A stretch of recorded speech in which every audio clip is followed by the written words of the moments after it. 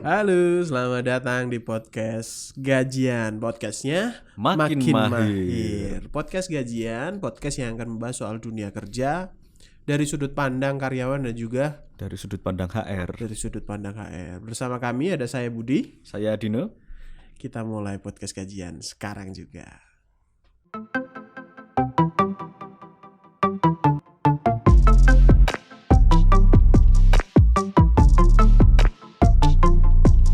Halo, ketemu lagi bersama kami di podcast Gajian di episode kedua. Nah, podcast Gajian episode kali ini kita akan bahas soal utamanya soal fresh graduate karena ini udah mau mendekati masa-masa lulus sekolah. Lulus sekolah, bener yang ada adik kita Adik-adik, SMA, SMK ya. ya adik-adik yang mungkin sekarang belum punya kesempatan kuliah, lanjut kuliah dan Pengennya langsung kerja gitu. Nah, sebenarnya di episode kali ini kita akan bahas soal tema tips mencari kerja untuk fresh graduate. Karena ternyata banyak banget problem fresh graduate itu ketika mau cari kerja. Gitu ya Mas Dino? Ya, betul. Kita akan coba bahas dari dua sisi, dari sisi karyawan yang akan diwakili saya dan sisi HRD diwakili Mas Dino. Karena dulu saya juga fresh graduate ketika cari kerja gitu kan. Nah, ada beberapa masalah. Yang pertama itu kadang gini Mas, fresh graduate itu kan karena baru pertama kali berpindah dari dunia pendidikan ke dunia kerja itu kan hal yang bedanya jauh banget.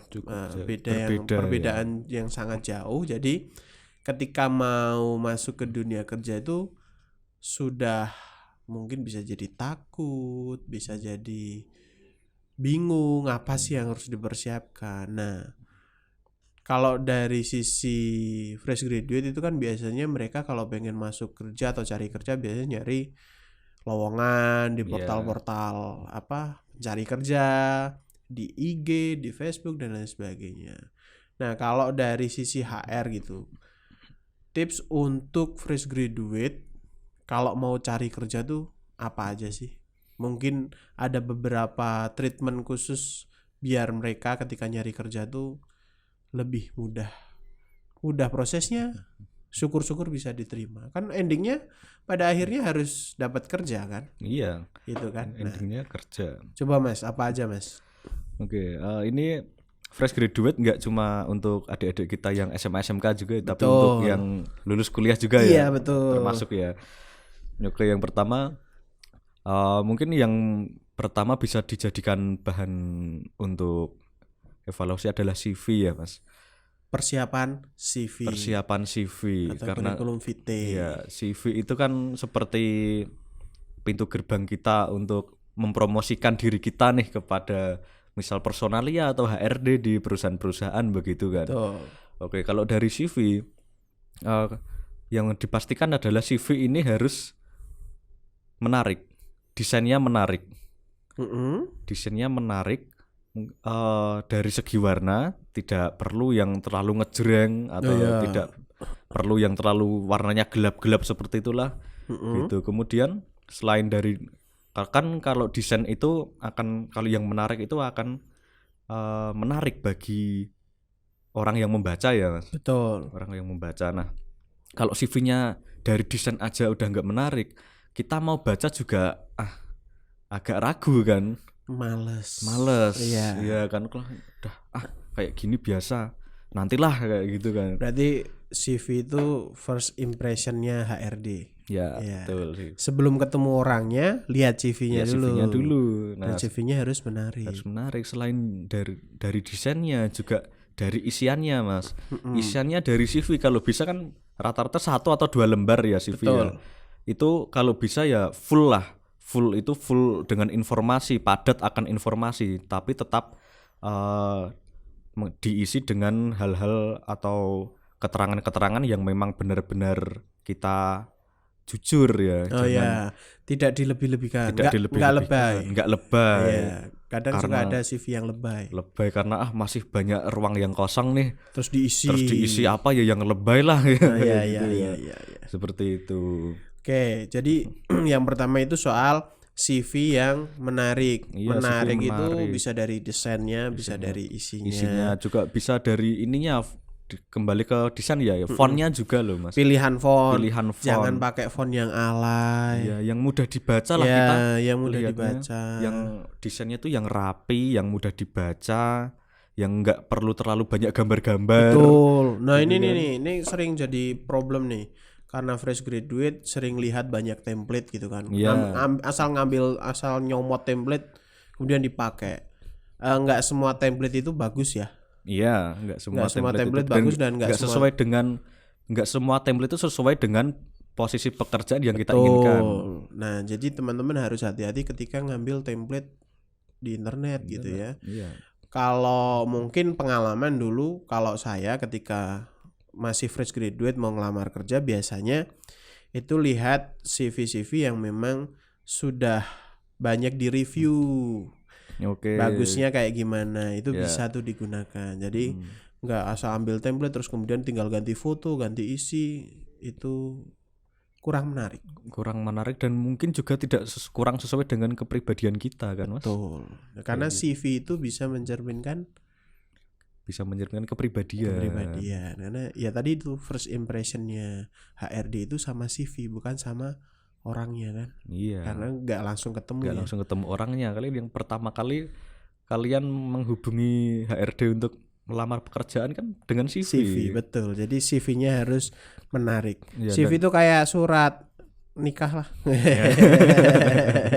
Surat itu. Surat nikah sama perusahaan. Oke, yang pertama CV, yang kedua Oke, apa Mas? bentar Mas, kalau nambahin dikit ya. Oke, Mungkin kalau CV ini kan luas banget ya Mas. betul. Cuma kalau kita detailkan mungkin akan ya durasinya akan panjang. Panjang banget. Nah, nanti kita bikin satu segmen khusus untuk bahas CV. Setuju. Setuju ya? Setuju. Kita Nanti bikin satu segmen khusus, mungkin nanti pakai webinar mungkin ya. bisa jadi webinar, Bisa ya. jadi kita bikin webinar bahas soal CV, kita bedah CV yang bagus tuh yang kayak gimana, Iya. yang menurut HRD itu CV yang layak untuk dibaca. Karena kadang cuman lihat doang, ini nggak layak dibaca. Iya. Gitu ya. Iya, dan kadang kita juga nggak tahu kita kesalahannya di mana sih. Betul, nah itu.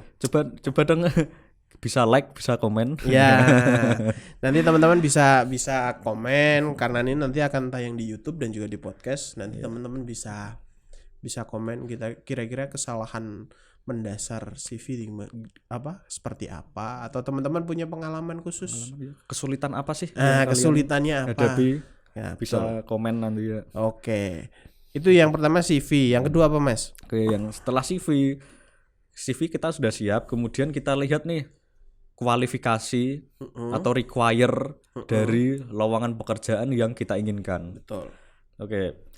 Mungkin sebagian dari kita, mungkin fresh graduate ya, mereka itu hanya melihat judul dari posisi yang ditawarkan. Betul. Misal saya ambil contoh akuntansi ya. Menerima akuntansi yang mereka baca akuntansi. Oh, oke, akuntansi saya langsung daftar tanpa melihat require lebih lanjut. Penjelasan turunannya Lebih lanjut. Terkadang kita begini, kita fresh graduate lulusan SMA, SMK atau D3, S1 sekalipun, ada minimal pengalaman 2 tahun atau 3 tahun. Kita fresh graduate. Kalau kita kan perusahaan itu tidak sekedar angka Mas untuk menentukan pengalaman 1, 2 atau 3 tahunnya ya.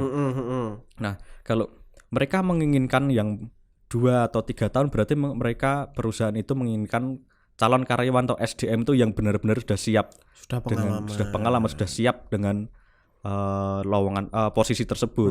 Tapi kalau misal mereka tidak masalah dengan pengalaman 1 tahun atau fresh graduate sekalipun, itu berarti mereka memiliki tujuan dengan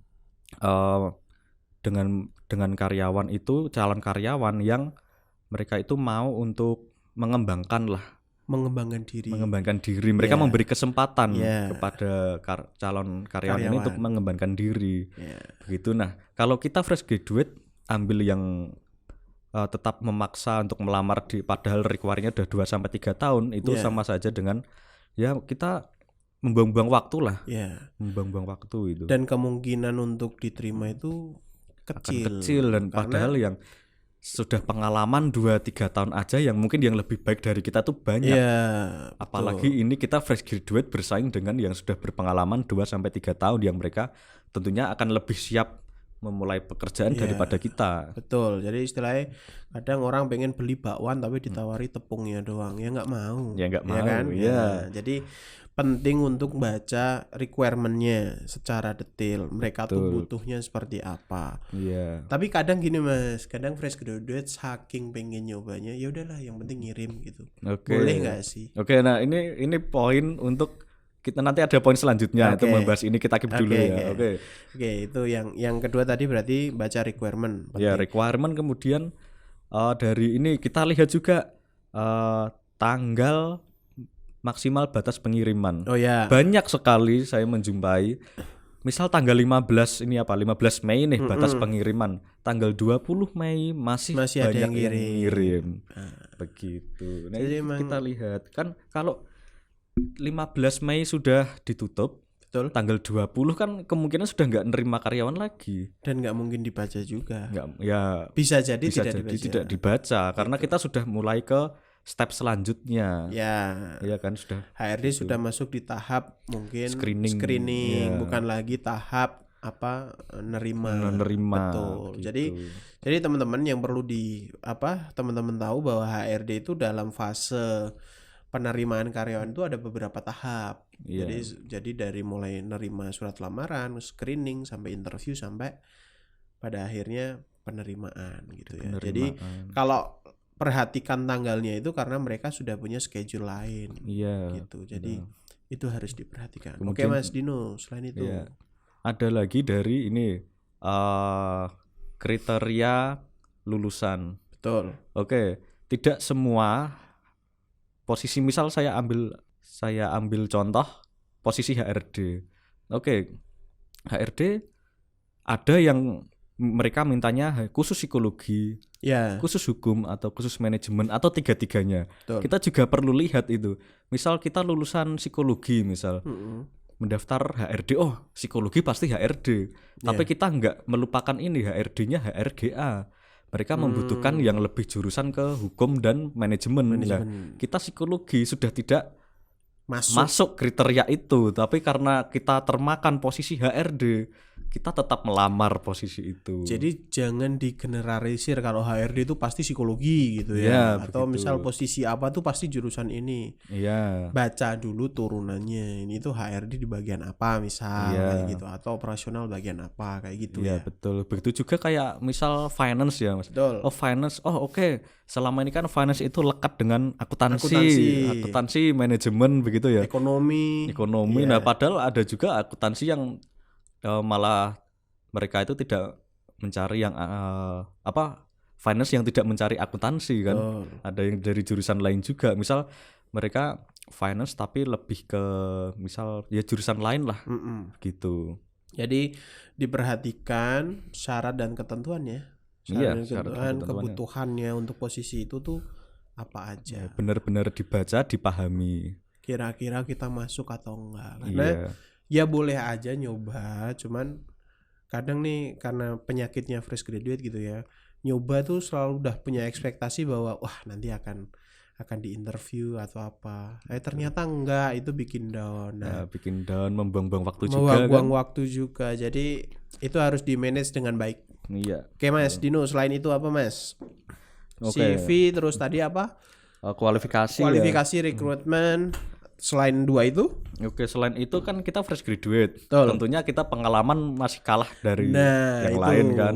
itu jadi problem tuh. Kalau fresh graduate kan kerja suruh nulis pengalaman di CV. Lah emang nggak punya pengalaman, orang baru aja lulus, iya. itu ditulis apa tuh? Nah, kalau seperti itu, cobalah kita sebelum sambil menunggu panggilan mungkin ya. Betul.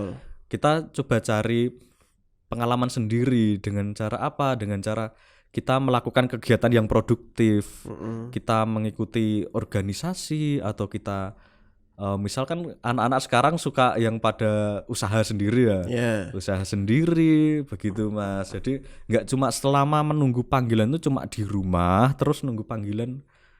Nah begitu kita carilah kegiatan di luar sana yang positif kita ikuti. forum, kita ikuti grup atau Bisa. kita ikuti komunitas seperti itu. Betul. Atau Jadi kalau teman-teman bisa ikut tuh sekarang karena masa pandemi webinar bisa banyak jadi, tuh webinar gratis gitu, ya, bisa webinar dapat gratis ilmu. banyak. Nah kan kalau kita cuma di rumah kan CV kita nggak nambah, Mas. Iya. Iya kan? CV Kalau kita nggak nambah. ngelakuin sesuatu ya otomatis pengalaman nggak akan nambah. Pengalaman nggak akan nambah. Kita banyak kok sekarang seminar-seminar online, Betul. webinar, workshop seperti itu kan menambah CV. Betul. Menambah supaya tidak CV-nya padat lah Ya, ya. padat. CV-nya padat. Jadi kadang gini teman-teman, kalau fresh graduate itu selalu mikir bahwa pengalaman itu adalah pengalaman kerja gitu. Iya. Tapi perusahaan itu juga tahu kalau yang daftar fresh graduate itu mesti belum punya pengalaman kerja. Nah, biasanya perusahaan itu akan mandang fresh graduate itu pengalamannya dari hal-hal tadi itu ya. Dari hal-hal tadi. Nggak mesti soal pengalaman sudah pernah kerja, ya nggak mungkin lah orang kita nerimanya fresh graduate kok minta pengalaman kerja setahun kan. Iya. Berarti kan nggak sekolah setahun masa kan gitu. Iya, dan jangan berkecil hati yang kalian sudah lulus selama SMA, SMK atau kuliah, kalian tidak pernah mengikuti organisasi. Ya kan tidak ada kata terlambat. Betul. Meskipun SMA, SMK atau kuliah tidak mengikuti organisasi, tapi sekarang kalian bisa mengikuti organisasi di luar sana ya, bisa workshop itu tadi. Betul. Webinar, seminar. Jadi nggak ada kata terlambat untuk mengisi CV. Sama sebenarnya kalau untuk nih khusus nih karena pengalaman pribadi, anak SMK itu sebenarnya dikasih kesempatan pas sekolah itu ada magang. Nah itu sebenarnya bisa jadi salah satu pengalaman yang bisa ditulis di CV itu. Nah apalagi betul. Nah berarti teman-teman ketika dapat kesempatan magang, ya cari tempat magang yang baik, yang kira-kira nanti pengalamannya itu bisa dijual di CV-nya. Gitu. Iya. Itu kalau di SMK ada kelebihannya seperti itu. Kalau SMA mungkin organisasi gitu ya, komunitas. Gitu. Oke, itu yang ketiga. Tadi udah CV, terus kemudian harus dibaca dengan detail tuh. Terus yang ketiga banyak pengalaman lah ya, nambah pengalaman. Nggak harus kerja, bisa hal-hal positif lainnya. Yang keempat apa, Mas? Yang keempat itu adalah ini penting ini. Tadi kan udah CV ya. Betul. Sekarang CV itu dikirimkan. Betul. Hanya kita punya etika, Mas. Ya. Iya kan? Etika dalam melamar pekerjaan. Sopan santun, tata cara dan bagaimana supaya pihak yang menerima lamaran kita itu merasa senang. Merasa dihormati, senang dan dihormati dengan lamaran yang kita berikan. Betul. Terkesan bisa jadi. Terkesan. Saya berikan contoh. Biasanya HR menyukai yang mereka itu mengirim lamaran itu dengan tersusun dengan rapi. Dengan apa? Kalau misal kita mengirim lamaran via email ya. Via email. Tapi sekarang paling sering pakai email atau ya pakai kertas di map ya. Nah, HR itu senang yang kalau dari sejumlah CV, surat lamaran itu dijadikan satu file atau satu bundle. Betul. Nah, bagaimana sih? Mungkin sebagian dari teman-teman kita belum tahu urut-urutannya tuh gimana sih ya? Urut-urutannya gimana sih lah? Etika dalam mengirim itu sebenarnya secara tertulis tidak ada, Mas. Secara tertulis tidak ada, tapi rata-rata para HRD menyukai yang lembar pertama usahakan adalah itu surat lamaran. Lembar pertama surat lamaran. Dan jangan lupa surat lamaran itu jangan template. Misal ditujukan kepada HRD PT XXX di tempat. Itu harus seperti itu. Jangan cuma yang ditujukan kepada HRD di tempat. Kita sebutkan nama perusahaannya. Jadi jelas dan dari HR juga merasa dihargai. Betul. Kemudian selain itu juga tanggal juga jangan hanya misal Mei 2021. Kita juga diberi tanggal 20 Mei 2021 supaya HRD itu melihat kita memang benar-benar sungguh-sungguh untuk melamar di perusahaan tersebut begitu. Benar-benar dipersiapkan. Kemudian di surat juga diberi tulisan setidaknya data diri kita lah. Nama, alamat, kemudian juga sedikit diberi keunggulan kita, Ya. supaya HRD yang baru melihat surat lamaran kita sudah tertarik. Oke, setelah surat lamaran kita nomor 2 adalah CV. Kurikulum vitae. Atau kalau yang nggak tahu kurikulum vitae, daftar riwayat hidup. Oke, ya. Itu biasanya kalau beli kertasnya ada tuh. Nah, baiknya beli yang udah template kayak gitu atau buat sendiri. Nah, kalau dari saya pribadi itu sebaiknya ya template itu nggak salah, Mas. Nggak salah. Tapi lebih baik template itu hanya sebagai rujukan. Oh iya. Sebagai rujukan untuk kita membuat CV atau riwayat hidup versi kita sendiri. Betul. Begitu. Oke, lembar 2 adalah CV. Nomor ketiga kita bisa isi dengan surat lamaran, CV. Kemudian yang ketiga adalah sertifikat. Oh ya. Oke. Sertifikat penunjang. Ya. Kita pernah ikut apa sih? Nah, seperti itu. Jadi urut-urutannya itu HR kalau sudah kenal nih kita lewat surat lamaran, habis itu kan pengen kita lihat kita tuh siapa, CV. Kemudian CV ini bener nggak sih yang ditulis, bener nggak sih lewat sertifikat.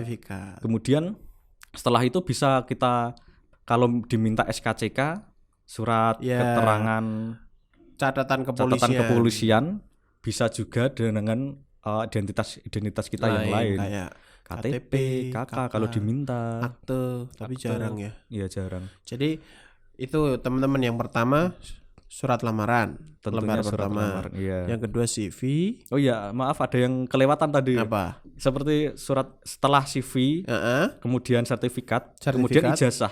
Oh iya, ijazah. Betul. Atau kalau belum ada ijazah ya SKL ya, surat keterangan lulus. Ya. Biar tahu ini benar lulusan apa gitu ya. Iya, kemudian juga setelah ijazah ada transkrip nilai. Iya, betul. Untuk cross check ini benar lulus dan nilainya gimana gitu ya. Iya.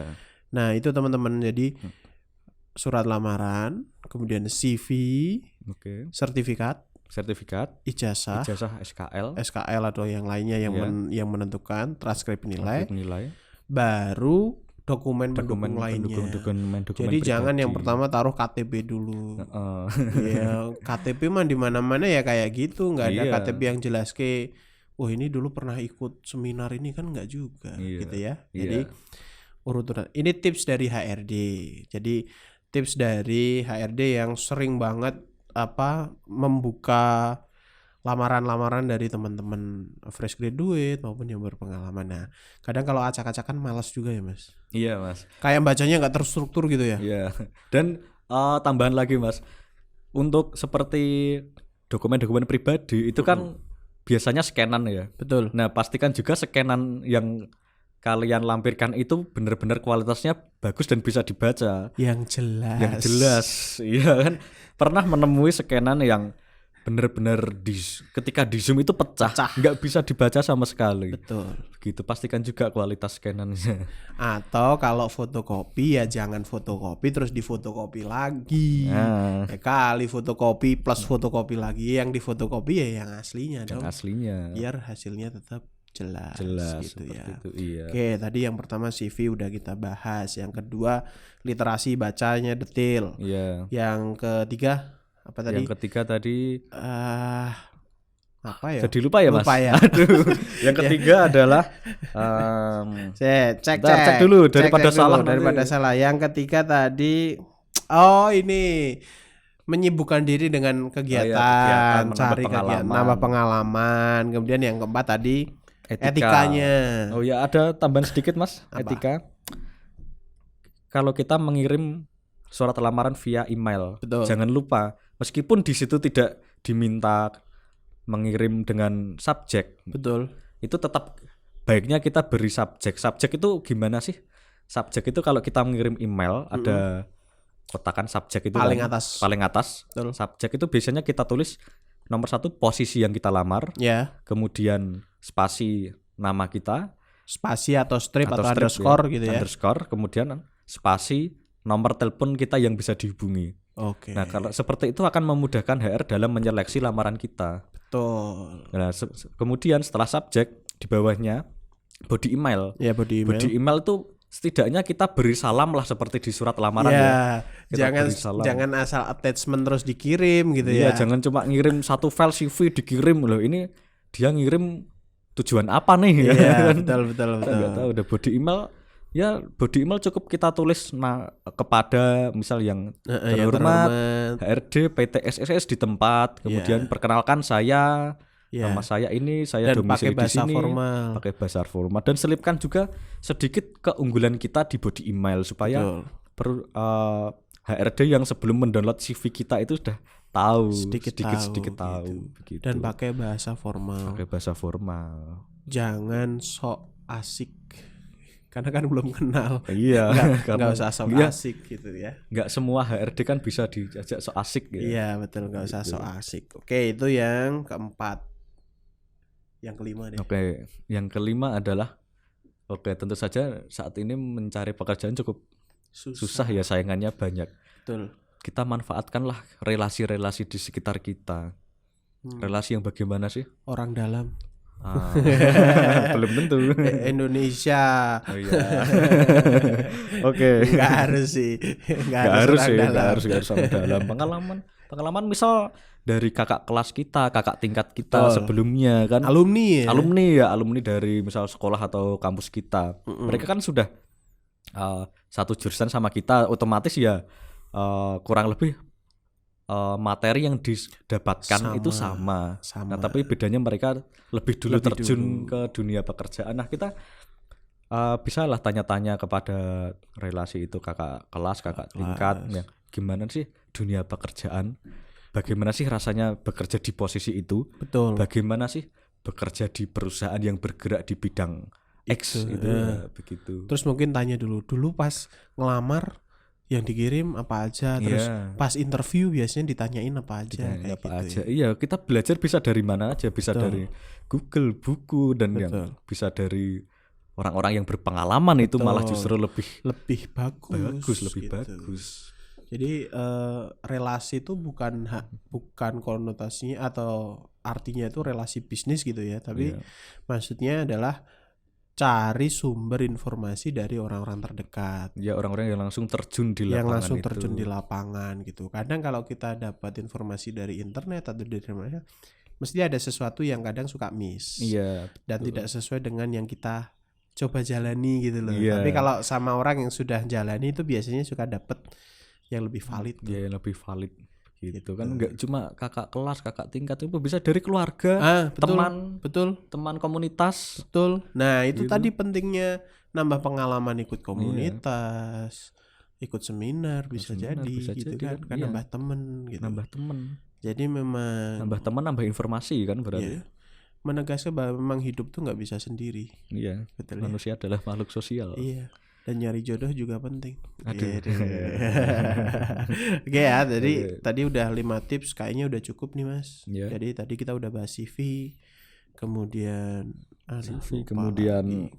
kualifikasi baca detail, kemudian kita cari pengalaman, kemudian etika harus diperhatiin tuh ketika mengirim lamaran, kemudian yang terakhir adalah relasi. Cari informasi dari relasi terdekat. Iya. Jadi 5 tips tadi semoga membantu teman-teman yang sekarang lagi mau cari kerja. Nah, itu tadi episode kita yang kedua di podcast gajian. Semoga membantu ya Mas Dino. Dan sekali lagi apa yang kita bicarakan itu berdasarkan pengalaman. Iya. Boleh setuju, boleh tidak. Mungkin bisa jadi teman-teman nonton di tempat lain beda gitu, nggak apa-apa.